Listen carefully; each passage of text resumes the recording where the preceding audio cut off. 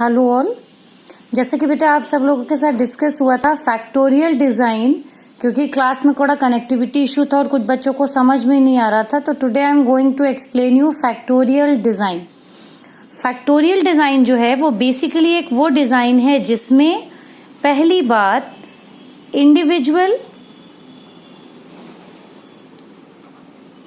Individual और दूसरा चीज इंटरैक्टिव इफेक्ट,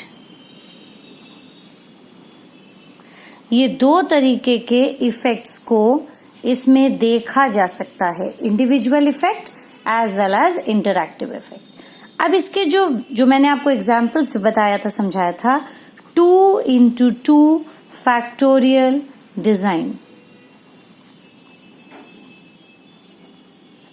ठीक, ये हम ले लेते हैं यहां पर एग्जाम्पल्स। तो 2x2 फैक्टोरियल डिजाइन का मतलब फैक्टर्स इसमें कितने हैं? दो फैक्टर्स हैं, पहला फैक्टर दूसरा फैक्टर। इन दोनों फैक्टर्स के जो लेवल्स हैं, अब ये जो 2 है this is level, this is level.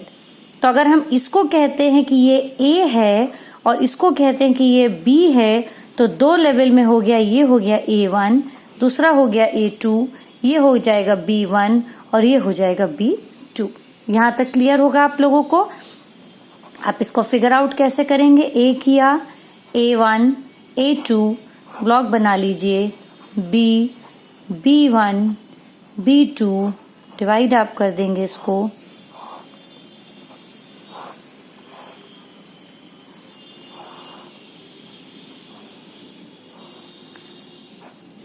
तो पहला यहां पर आ जाएगा आपका A1, B1, A2, B1, A1, B2 and A2, B2। जितना ये होगा 2x2 है, 2x2 4 होता है, 1 2 3 4। सबका कंपैरिजन सबके साथ किया जा सकता है। अब इसके बाद का जो एक एग्जाम्पल जिसके बारे में हम लोग बात कर रहे थे, जो थोड़ा सा डिफिकल्ट है, मान लीजिए 2x2x3 लेते हैं, मतलब 3 हो गया A, B and C। A जो है इसके 2 लेवल्स हैं, B जो है इसके भी 2 लेवल्स हैं और तीसरा C जो है इसके 3 लेवल्स हैं।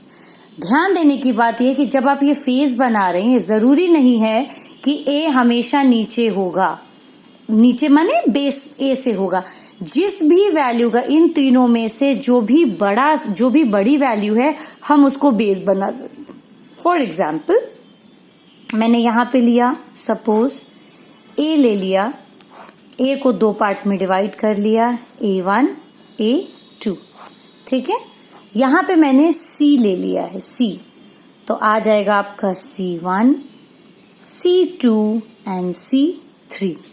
3 आगे समझ में आ गया। अब क्या करेंगे, यहां पर चला जाएगा B1, B2, B1, B2 and B1, B2। मतलब आपकी लाइंस जो ड्रॉ होंगी वो ये आया, थोड़ा सा जगह गड़बड़ हो गया है, नहीं तो हम दूसरे पेज में आपको करके बताएं। ये हो जाएगा इस तरीके से फिगर आउट। मतलब जो ये वाला जो यहां पर आप क्या लिखेंगे, देखिए ध्यान से, A1 इसका, B1 इसका और C1 इसका। यहां पर आप चलेंगे A1, B2, C1। यहां पर आप चले A1, B1, C2। यहां चले A1, B2, C2। इस तरीके से आप पूरे भर लेंगे। अब ये देखिए 3 2 6 एंड 6 2 12। कितने ब्लॉक्स होने चाहिए? 12 ब्लॉक्स होने चाहिए। 1 2 3 4 5 6 7 8 9 10 11 12 होने चाहिए। मतलब हर एक जो सेल है उसका उसी के तरीके के सेल के साथ कंपैरिजन कर सकते हैं। इसकी भी हम स्टडी कर सकते हैं, individual effect, single group design, मतलब इसकी भी स्टडी कर सकते हैं, और इंटरैक्टिव इफेक्ट मतलब इसका इसके साथ, इसका इसके साथ, इसका इसके साथ कंपैरिजन कर सकते हैं। तो ये हो गया है आपका 2 × 2 × 3 फैक्टोरियल डिजाइन जो मैंने आपको समझाया। अब इसी को आप प्रैक्टिस करिएगा। ये ABC ये आपके फैक्टर्स हैं। अब इन फैक्टर्स के हिसाब से आपने ये सैंपल अपना डिवाइड कर दिया, डिजाइन कर दिया है। अब आप इसमें IV क्या लेते हैं, DV क्या लेते हैं, ये आप लोग डिसाइड करेंगे। ये सबसे मुश्किल है, ये मैंने आपसे बार बार बताया कि यही रिसर्चेज में हम इस्तेमाल करते हैं।